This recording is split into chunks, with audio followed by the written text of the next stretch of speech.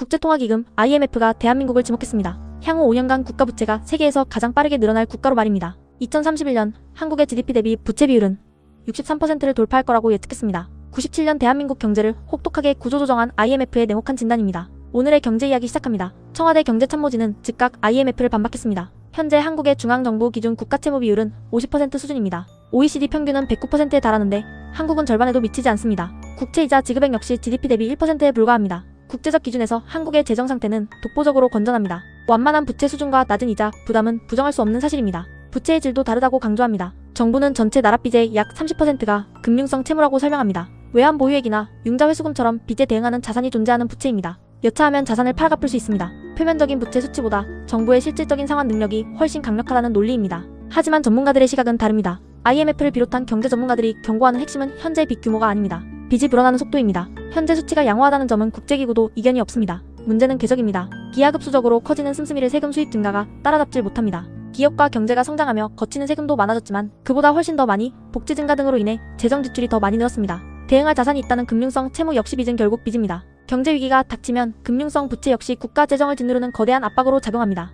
위기 상황에서 자산을 제때 제값에 매각해 빚을 갚을 수 있으리라는 보장은 어디에도 없습니다. 무엇보다도 전체 채무 중 금융성 채무가 차지하는 비중이 급감하고 있습니다. 2016년 42.5%에 달했던 금융성 채무 비중은 2020년 39.4%로 떨어졌고 지난해에는 20%대까지 주저앉았습니다. 대응 자산이 있는 부채는 줄어듭니다. 순수하게 국민의 혈세로 갚아야만 하는 적자성 채무가 그 빈자리를 거침없이 채우고 있습니다. 가장 큰 뇌관은 의무지출입니다. 법으로 정해져 있어 정부가 임의로 삭감할 수 없는 고정 비용입니다. 각종 연금과 보험이 대표적입니다. 유례없이 빠른 인구 구조 변화와 고령화가 맞물렸습니다. IMF는 지난해 GDP 대비 13.7%였던 한국의 의무지출 비중이 2050년 최고 35%까지 치솟을 것으로 전망했습니다. 예산의 3분의 1 이상이 시작부터 묶여버립니다. 의무지출의 폭증은 국가의 손발을 묶습니다. 정부가 경기 부양이나 미래 먹거리 발굴에 투입할 수 있는 재량 지출의 폭이 극단적으로 좁아집니다. 경제 위기가 와도 시장에 돈을 풀 여력이 사라집니다. 정부는 내년 의무지출을 10% 줄이겠다고 공언했습니다. 하지만 구체적인 실행 방안은 여전히 안개 속입니다. 청와대는 미래는 고정된 수치가 아니라고 항변합니다. 국민연금 개혁으로 기금 소진 시점을 늦췄고 최근 기금 운용 성과도 개선됐다는 점을 근거로 듭니다.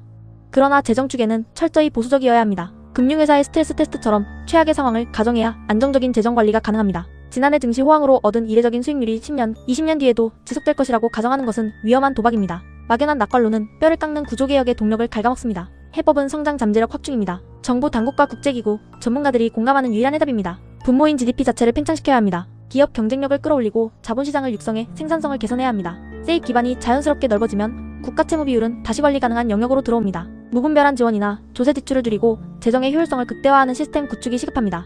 오늘의 경제 이야기. 오늘은 한국의 부채 증가 속도를 겨냥한 IMF의 경고와 그 경고를 둘러싼 청와대와 전문가들의 엇갈린 시선에 대해 이야기해보았습니다. 단기적인 경기 부양을 위해 빚을 낼 것인가? 장기적인 성장 잠재력을 위해 빚의 유혹을 인내할 것인가? 국가채무 비율 논쟁은 정치적 프레임을 넘어서야 합니다. 양극화, 지방소멸, 미래 전략산업 투자. 생존이 걸린 공동체의 핵심 과제를 해결하기 위해 어떤 재정이 필요한지 근본적인 질문을 던져야 합니다. 빚의 속도를 제어하지 못하는 국가는 미래를 담보할 수 없습니다. 오늘의 경제 이야기가 유익하셨다면 구독과 좋아요를 눌러주세요. 저희는 내일도 여러분이 꼭 알아야 할 경제 이야기로 찾아뵙겠습니다. 시청해주셔서 감사합니다.